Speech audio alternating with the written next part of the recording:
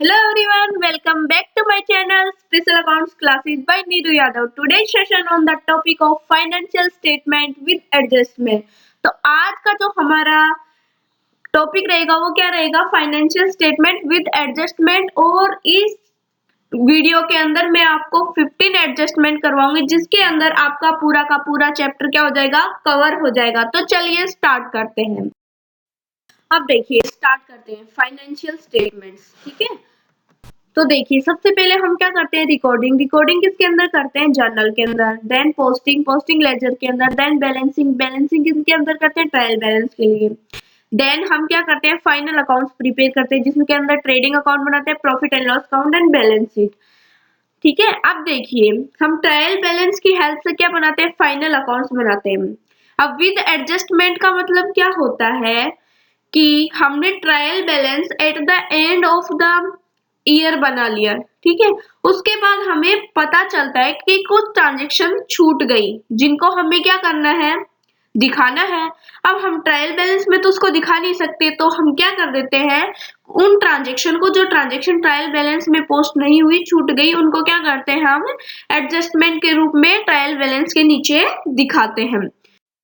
तो देखिए ये देखिए ट्रायल बैलेंस है, इधर क्या लिखते थे अपन, हेड ऑफ अकाउंट्स, इधर डेबिट और क्रेडिट के आइटम लिख देते थे। अब देखिए 31 मार्च के एंड में क्या होता है, हम ट्रायल बैलेंस को क्लोज कर देते हैं। अब उसके बाद हमें पता चलता है कि हम ट्रायल बैलेंस मैच करने के बाद भी हमारे कुछ आइटम क्या हो गए, छूट गए। तो हम ट्रायल बैलेंस के बाहर दिखा देते हैं एडजस्टमेंट के रूप में। अब देखिए जो भी ट्रांजेक्शन ट्रायल बैलेंस के एडजस्टमेंट के रूप में बाहर आएंगी वो ट्रांजेक्शन पोस्ट होंगे टू जगह। ठीक है, इसके दो इफेक्ट होंगे, एक साइड में तो ये डेबिट होगी और एक साइड में ये क्या होगी, क्रेडिट होगी, क्योंकि ये फॉलो करेगी dual aspect of accounting principle को। एवरी ट्रांजेक्शन हैज टू एक्सेप्ट, one is the debit and second is the credit. ठीक है, अब देखो trading account, profit and loss account and balance sheet बनाएंगे हम। तो चलो हम देखिए एडजस्टमेंट के रूप में सबसे पहले हमें क्या, फर्स्ट हमारी एडजस्टमेंट है कि ट्रायल बैलेंस के बाद हमें क्या दिया, क्लोजिंग स्टॉक। जब ट्रायल बैलेंस के बाद क्लोजिंग स्टॉक दिया हुआ है तो उस टाइम हम क्या करेंगे, टू जगह एंट्री बनाएंगे। ठीक है, क्या करेंगे, हम क्रेडिट करेंगे ट्रेडिंग अकाउंट में। ट्रेडिंग अकाउंट जो बनाएंगे उसके क्रेडिट साइड में हम लिखते थे ना बाय क्लोजिंग स्टॉक, तो एक तो वहां शो करेंगे। दूसरा क्या, हमारा क्लोजिंग स्टॉक क्या है, एसेट है, तो हम एसेट साइड में दिखाएंगे बैलेंस शीट के रूप में। बैलेंस शीट के अंदर एसेट साइड में दिखाएंगे क्लोजिंग स्टॉक को। अब सेकंड आता है हमारा आउटस्टैंडिंग एक्सपेंसेस। अब आउटस्टैंडिंग एक्सपेंसेस क्या होगी, एक तो ऐड होंगे। आउटस्टैंडिंग एक्सपेंसेस का मतलब क्या है, ये एक्सपेंसेस हमने पे नहीं किए, आउटस्टैंडिंग है, पे करना बाकी है, तो ऐड हो जाएंगे in respective account. Respective account का मतलब ये होता है कि मान लीजिए सैलरी आउटस्टैंडिंग दे रखा है तो सैलरी आउटस्टैंडिंग में ऐड हो जाएगा, अगर वेजेस आउटस्टैंडिंग दे रखा है तो वेजेस आउटस्टैंडिंग में ऐड हो जाएगा, तो उसी अकाउंट, उसी एक्सपेंस के अकाउंट में क्या हो जाएगा, ऐड हो जाएगा। और एक क्या होगी, लाइबिलिटी साइड में दिखाएंगे, सॉरी बैलेंस शीट की लाइबिलिटी साइड में क्या, इससे क्या होगी हमारी, हमें लाइबिलिटी पे देखो आउटस्टैंडिंग एक्सपेंस है, हमारे एक्सपेंसेस बढ़ेंगे तो इसलिए हम ऐड करेंगे उस एक्सपेंस के अंदर। दूसरा क्या होगा कि हमें ये लाइबिलिटी पे करनी है तो इसलिए हम लाइबिलिटी दिखाते हैं बैलेंस शीट के अंदर। हो गया।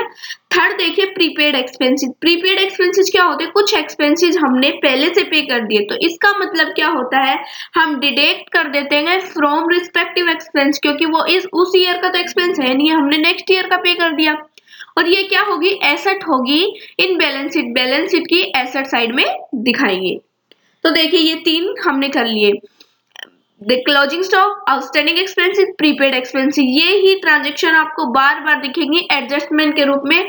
तो आज जितनी भी मैं ट्रांजेक्शन करवाऊंगी उनको एकदम अच्छे से रीड करना और अच्छे से देखना, तो आपके सारे कंसेप्ट क्लियर हो जाएंगे और आप अच्छे मार्क्स भी गेन कर पाओगे इस चैप्टर से। अब देखिए फोर्थ दिया हुआ है हमें अक्यूर्ड इनकम। इसका मतलब क्या होता है, हमने इनकम अर्न तो कर ली लेकिन अभी तक रिसीव नहीं हुई, तो हम क्या करेंगे, ऐड करेंगे रिस्पेक्टिव इनकम, क्योंकि वो उसी ईयर की इनकम है तो इसलिए हम क्या करेंगे, उसके अंदर ऐड करेंगे। और क्या होगी, हमारी एसेट होगी इन बैलेंस शीट, तो एसेट साइड में दिखाएंगे। अब नेक्स्ट देखिए फिफ्थ क्या है, हमें इनकम रिसीव इन एडवांस।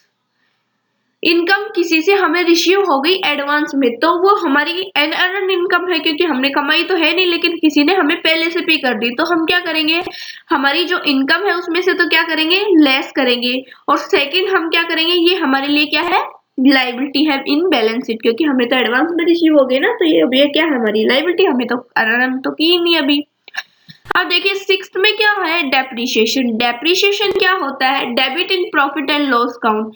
क्योंकि देखो मैंने डेप्रिसिएशन का जब चैप्टर करवाया था उसमें मैंने करवाया था आपको कि हम डेप्रिसिएशन को क्या किस में ट्रांसफर करते हैं, प्रॉफिट एंड लॉस काउंट के किस साइड में, डेबिट साइड में। और एक क्या करते हैं हम, इससे हमारी एसेट की वैल्यू क्या होती है, कम होती है। तो हम क्या करेंगे, डिडक्ट करेंगे, लेस करेंगे, जिस भी एसेट का डेप्रिसिएशन है उस एसेट में से क्या कर देंगे, हम लेस कर देंगे।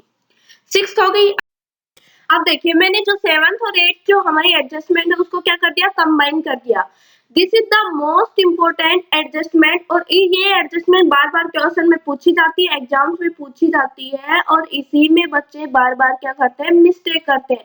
तो इसलिए पूरा कॉन्सेंट्रेट करके समझने की कोशिश करिए। अब देखिए ट्रायल बैलेंस में हमें क्या क्या गिवन है, डेटर्स दिए हुए हैं, बैड डेट्स गिवन है, प्रोविजन फॉर डाउटफुल डेट, ठीक है। उसके बाद एडजस्टमेंट में दिया हुआ है, बैड डेट दिया हुआ है 5000, और provision for doubtful debt is to be maintain 30% of debtors, ये गिवन हमें एडजस्टमेंट के अंदर। चलो सोल्व करते हैं। देखो डेटर्स को कुछ भी नहीं करेंगे हम अभी, बैड डेट जो है वो 2000 है, जो ट्रायल बैलेंस के अंदर बैड डेट्स गिवन होगा उसको हम क्या मानेंगे, ओल्ड बैड डेट, ठीक है।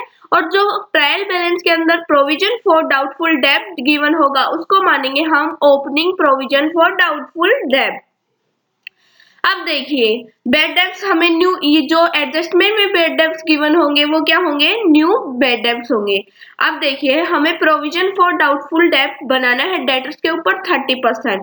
तो देखिए सबसे पहले जो हमारा डेटर्स है 20,000 के, उसके अंदर से हम माइनस करेंगे, क्या माइनस करेंगे, न्यू बैड डेट्स जो एडजस्टमेंट में गिवन है।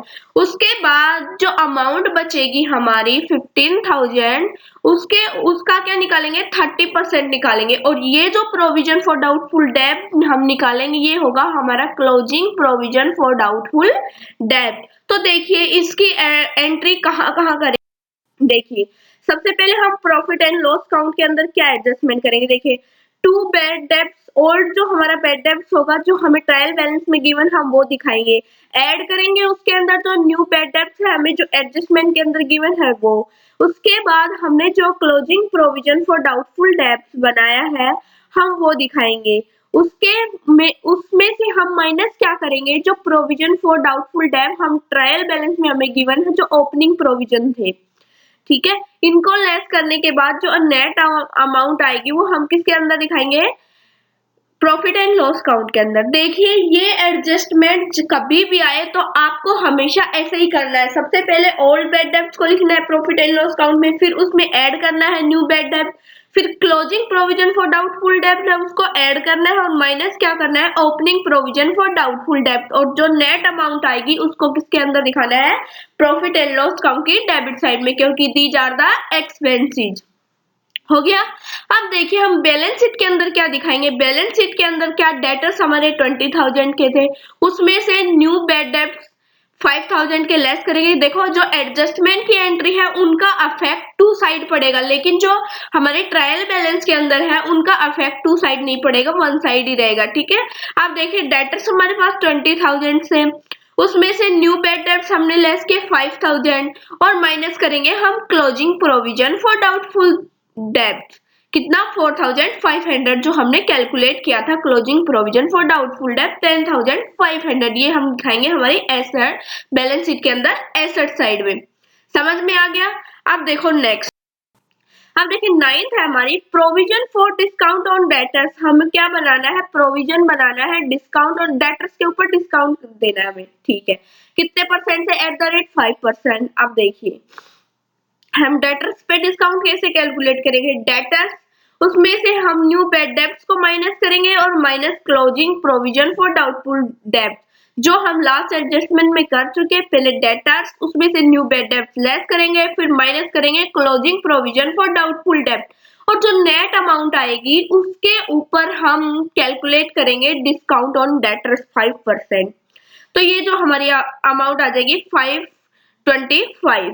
अब देखिए इसका हम ट्रीटमेंट कैसे करेंगे। एक तो डेबिट करेंगे in profit and loss account की, क्योंकि ये हमारे लिए क्या है, एक्सपेंस है, ठीक है। और लेस करेंगे डेटर्स से, क्योंकि इससे क्या हो जाएगा, हमारा डेटर्स की वैल्यू क्या हो जाएगी, कम हो जाएगी, क्योंकि हम प्रोविजन बना रहे हैं डेटर्स के ऊपर, ठीक है। तो डेटर्स तो हमारे क्या हो जाएंगे, कम हो जाएंगे, और ये हमारे लिए क्या है, लॉस है, तो इसलिए हम डेबिट कर देंगे in profit and loss account. यहाँ तक समझ आया। चलो नेक्स्ट। अब देखिए इंटरेस्ट ऑन कैपिटल, जब इंटरेस्ट लगेगा कैपिटल के अंदर तो हम क्या करेंगे, डेबिट करेंगे in profit and loss account, और फिर ऐड करेंगे इसको किसके अंदर, कैपिटल के अंदर। क्योंकि इंटरेस्ट जब लगता है कैपिटल के ऊपर तो हमारी जो होती है कैपिटल क्या होती है, बढ़ती है, और ये फर्म के लिए लॉस होता है, इसलिए प्रॉफिट एंड लॉस अकाउंट में क्या होता है, डेबिट होता है। अब देखिए second 11 transaction, interest on drawing. Interest on drawing जो होती है वो क्रेडिट होगा in profit and loss account.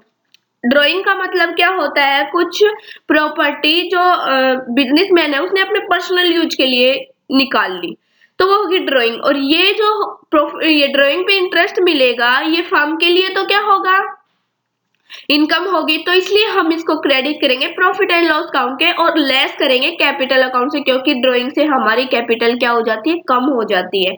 तो इंटरेस्ट ऑन ड्राइंग भी हम लेस करते हैं कैपिटल में। अब देखिए 12th में क्या है, goods withdrawn for personal use. मैंने आपको बताया था goods withdrawn for personal use, good lost by fire, theft, सब ऐसी कंडीशन आ जाए तो उस केस में हम क्या करेंगे, परचेज में से लेस करेंगे, और अदर क्या करेंगे, अगर एडजस्टमेंट में गिवन हो तो लेस करेंगे इन कैपिटल में से भी हम क्या करेंगे, लेस करेंगे। आगे यहाँ तक समझ में। अब देखिए हमारे पास क्या गिवन है, हाँ, goods distributed to staff as welfare expenses. तो देखिए ये सारे केस मैं करवा चुकी हूँ आपको, गुड्स डिस्ट्रीब्यूट टू स्टाफ, तो लेस करेंगे परचेज में से और डेबिट करेंगे in profit and loss account, ठीक है। डेबिट क्यों करेंगे, क्योंकि ये हमारा क्या हुआ है, एक्सपेंस हुआ है, और लेस परचेज हमारी क्या हुई है, कम हुई है। अब नेक्स्ट देखिए 14th ट्रांजेक्शन में क्या गिवन है, goods lost by fire, theft, ₹1000, insurance company accept 60% claim. अब देखिए गुड्स लॉस्ट बाय फायर या फिर थेफ्ट, ये मैं आपको पहले बता चुकी। ट्रेडिंग अकाउंट में से क्या करेंगे हम, या तो क्रेडिट साइड में दिखा देंगे इसको 1000 को, या हम परचेज में से लेस कर देंगे। तो अभी मैंने क्या किया, ट्रेडिंग अकाउंट की क्रेडिट साइड में दिखाया है गुड्स लॉस्ट बाय फायर, इससे हमारी परचेज क्या हो गई, कम हो गई। समझ में आया। अब देखिए प्रॉफिट एंड लॉस अकाउंट में हम कितनी अमाउंट दिखाएंगे, इंश्योरेंस कंपनी एक्सेप्ट 60% क्लेम। जो एक हमने इंश्योरेंस करवा रखा था, तो इंश्योरेंस कंपनी हमें कितना दे रही है, 1000 का 60%, मतलब इस मीन 600 रुपीज हमें इंश्योरेंस कंपनी दे रही है। तो ये तो हम दिखाएंगे नहीं प्रॉफिट एंड लॉस अकाउंट में, जो हमें नहीं मिल रही, जो हमें लॉस हो रहा है वो दिखाएंगे प्रॉफिट एंड लॉस। तो 1000 माइनस 600 इक्वल्स टू 400, ये कहाँ दिखाएंगे हम, प्रॉफिट एंड लॉस अकाउंट की किस साइड में दिखाएंगे, डेबिट साइड में। क्रेडिट साइड में नहीं दिखाएंगे, डेबिट साइड में दिखाएंगे, क्योंकि इतने का हमें क्या हो रहा है, लॉस हो रहा है। अब देखिए बैलेंस शीट के अंदर क्या दिखाएंगे हम, जो ये क्लेम इंश्योरेंस कंपनी से हमें रिसीव हो रहा है उसको हम कहाँ दिखाएंगे, बैलेंस शीट की एसेट साइड में, क्योंकि ये क्या हो गई हमारे लिए एसेट है, जो इंश्योरेंस कंपनी हमें क्या क्लेम के रूप में देगी। हो गया यहाँ तक। चलो एक ट्रांजेक्शन और करवा देती हूँ आपको। अब देखिए मैनेजर कमीशन से रिलेटेड हमारे पास 2 ट्रांजेक्शन आएंगी। फर्स्ट क्या है, manager commission is 5% of net profit before charging such commission. अगर हमारे पास गिवन है before charging of such commission, तो इसका मतलब क्या है, हमारे पास जो नेट प्रॉफिट होगा उसका हम जितनी अमाउंट गिवन है, जितना हम मैनेजर को कमीशन दे रहे हैं उस परसेंट पे हम अमाउंट कैलकुलेट करेंगे। जो अमाउंट आएगी वो क्या होगी, हमारी नेट अमाउंट निकल जाएगी। बिफोर चार्जिंग होगा तो जितनी अमाउंट दी उसके नीचे हम 100 करेंगे। अब सेकंड केस हमारे पास manager commission is 15% of net profit after charging such commission. इस केस में देखिए हम क्या करेंगे, जितनी हमें मैनेजर का कमीशन गिवन है उसको हम ऊपर लिखेंगे, देन डिवाइड बाय 100, फिर प्लस करेंगे। आफ्टर चार्जिंग सच कमीशन के केस में हम क्या करेंगे, 100 में जो जितना हम उसको कमीशन दे रहे हैं जितना परसेंट वो क्या करेंगे, ऐड करेंगे। तो 15 divide by 100 plus 15 into net profit जो अमाउंट आएगी वो। अब देखिए इन दोनों जो ट्रांजेक्शन है, दोनों जो एडजस्टमेंट है उनका ट्रीटमेंट सेम होगा। क्या होगा, डेबिट होगा in profit and loss count और लाइबिलिटी होगी इन बैलेंस शीट। डेबिट होगा प्रॉफिट एंड लॉस क्योंकि ये हम मैनेजर को कमीशन दे रहे हैं, हमारे लिए क्या है, एक्सपेंस है। और लाइबिलिटी इन बैलेंस शीट में क्यों दिखाएंगे, क्योंकि ये हमारे लिए लाइबिलिटी है जो हमें पे करनी है। तो दोनों केस में चाहे बिफोर हो चाहे आफ्टर हो, ट्रीटमेंट क्या होगा, सेम होगा। लेकिन जो एक डिफरेंस है, बिफोर चार्जिंग सच कमीशन आएगा तो उस पर नेट प्रॉफिट और जितनी अमाउंट गिवन है उसका 100। अगर आफ्टर चार्जिंग आ जाएगा तो उस केस में हम क्या करेंगे, 100 में जितना हम कमीशन दे रहे हैं उतना ऐड करके और डिवाइड कर देंगे इनटू नेट प्रॉफिट। आगे यहाँ तक समझ में? तो देखिए आज की जो मैंने क्लास है उसमें पूरी 15 ट्रांजेक्शन करवाई है। इन ट्रांजेक्शन से कोई ट्रांजेक्शन बाहर नहीं आएगी। अगर ये चैप्टर आप अच्छे से कर लेते हो या इस वीडियो को अच्छे से कर लेते हो तो उसके बाद आपके इस चैप्टर से नंबर कटने के कोई चांस नहीं है। Thank you for watching this video.